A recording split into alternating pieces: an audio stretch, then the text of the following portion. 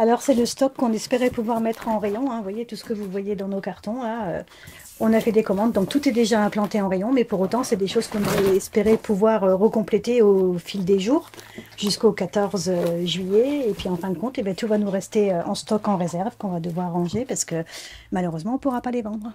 Une perte estimée à 20 000 €. Comme ailleurs en France, le préfet de la Moselle a interdit la vente, le port, le transport et l'utilisation d'articles pyrotechniques et des artifices de divertissement. Une décision qui vise à prévenir les risques de troubles graves à l'ordre public suite aux émeutes dans certains quartiers après la mort du jeune Naël. Pétards, chandelles romaines et autres feux d'artifice sont donc retirés des rayons à contre-cœur pour cette commerçante. Ce qui se passe, c'est qu'on a les arrêtés au dernier moment, c'est-à-dire quelques jours avant l'événement, et c'est toujours comme ça.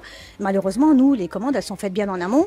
Donc on se retrouve avec du stock d'artifices qui était prévu pour cet événement-là, qui va nous rester, avec des règlements à faire au niveau des fournisseurs, parce que les factures, il va bien falloir les payer, et puis on n'aura rien vendu, quoi. C'est compliqué, on a déjà subi les gilets jaunes, on a subi le Covid, maintenant les émeutes, et après les émeutes, on nous interdit de vendre. Donc ça commence à faire un peu boule de neige, ça fait beaucoup moralement pour les commerçants de l'événementiel, c'est compliqué.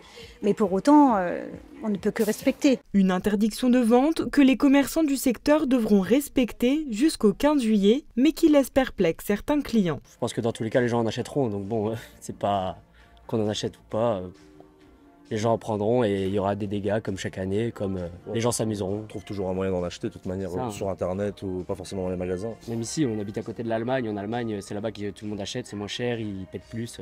C'est un peu bête dans le sens qu'ils font ça que sur certaines dates, parce que du coup après la date passée, on pourra de nouveau en acheter et puis ça recommencera dans tous les cas, donc ouais c'est un peu bête. Puis ça va frustrer les gens qui du coup auront peut-être encore plus envie d'en acheter. Pour la fête nationale, les fêtards devront se rabattre sur les accessoires tricolores. Et certains articles, un peu moins brillants, sont quant à eux toujours en vente. Et si on n'a pas de feu d'artifice et de pétard pour le 14 juillet, on fait comment alors? On achète des claques-doigts.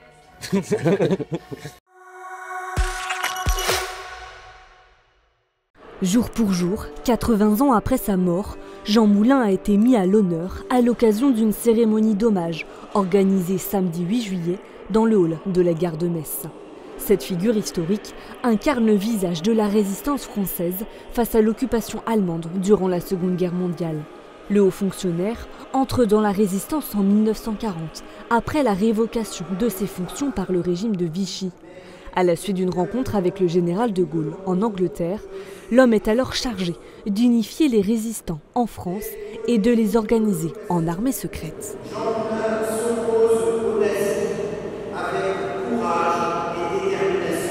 À la suite d'une trahison, il a été arrêté le 21 juin 1943 à Caluire, près de Lyon, torturé et emmené en Allemagne dans un camp de déportation. En tout cas, c'était l'intention des nazis, mais les mauvais traitements, les violences, les tortures qu'il avait subies ont fait qu'il est mort pendant son transfert en Allemagne. Et c'est à Metz qu'on a trouvé son corps au matin du 8 juillet 1943. Voilà pourquoi ici à Metz, on célèbre particulièrement la mémoire de Jean Moulin.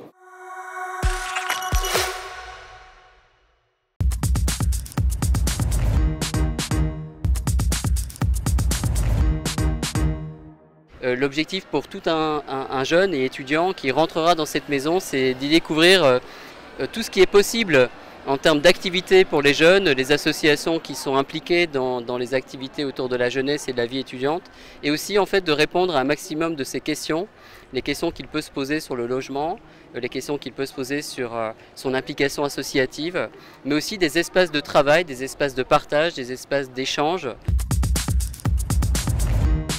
C'est un lieu qui va être dans l'état d'esprit de ces contacts faciles. Et c'est un lieu dans lequel on espère, vous voyez, on est à l'angle de la place de la République, où se passe aussi pas mal d'événements dédiés à la ville en soi. C'est un lieu central des transports en commun. Donc en fait, on souhaitait que ce soit aussi un point de chute. Alors c'était une demande que moi j'ai sentie au quotidien avant de rentrer dans la campagne municipale, que j'ai proposée à notre équipe qui a gagné les élections. Et le maire s'en est tout de suite saisi en se disant qu'on avait besoin, en plus dans un moment très particulier post-crise sanitaire, de retrouver deux choses essentielles, de retrouver le centre-ville de Metz, donc il y a une section d'attractivité centre-ville de Metz, et aussi de retrouver pour les jeunes et les étudiants un tiers-lieu de vie dans lequel ils ne sont pas entre eux, pas entre une classe, pas entre étudiants d'une catégorie d'âge. Aujourd'hui, c'est la rentrée médiatique du Football Club de Metz pour la nouvelle saison en Ligue 1. Laszlo Bologna a tenu une conférence de presse ici, à Frascati. On vous y emmène.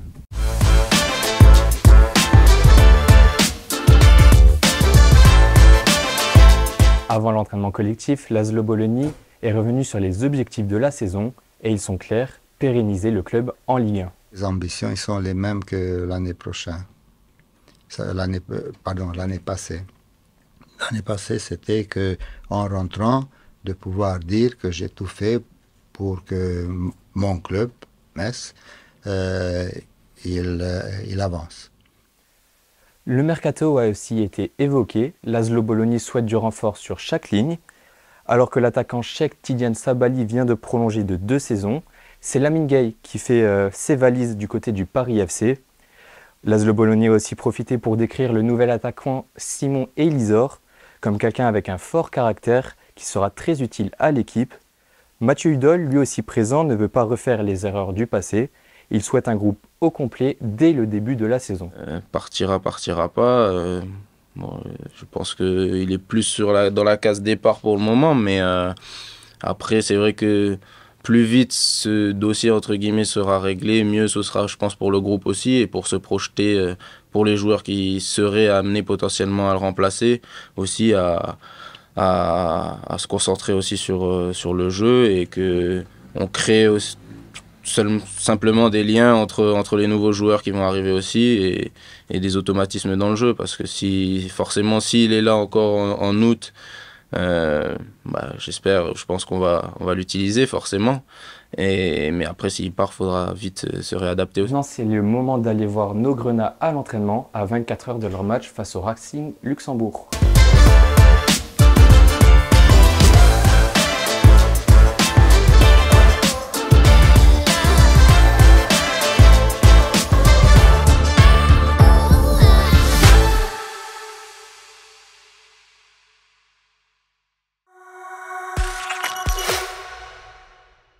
Les Dragons ont repris le chemin du terrain.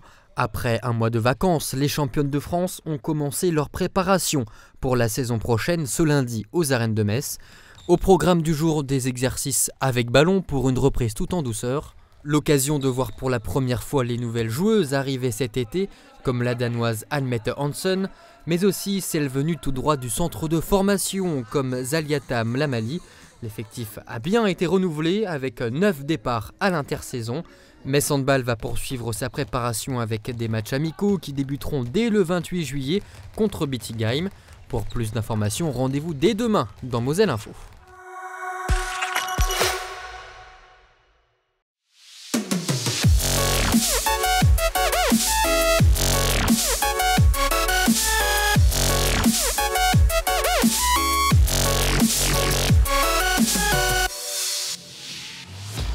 Le parcours, ou l'art du déplacement, est un sport urbain qui consiste à franchir divers obstacles avec aisance et rapidité.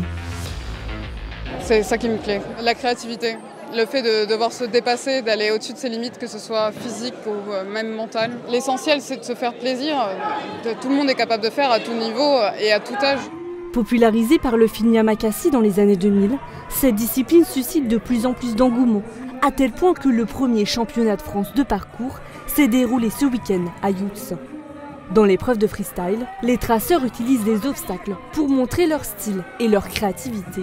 Le but, c'est de juger donc la sécurité de la performance, la difficulté de l'acrobatie et les connexions entre les différents mouvements. Autre épreuve, le speedrun.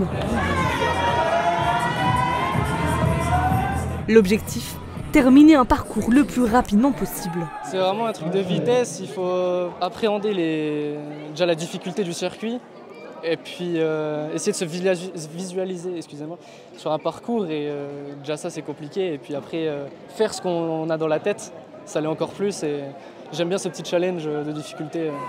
Ces champions auront peut-être d'ici quelques années une médaille olympique autour du cou, puisque le parcours devrait faire son entrée au JO en 2028 à Los Angeles.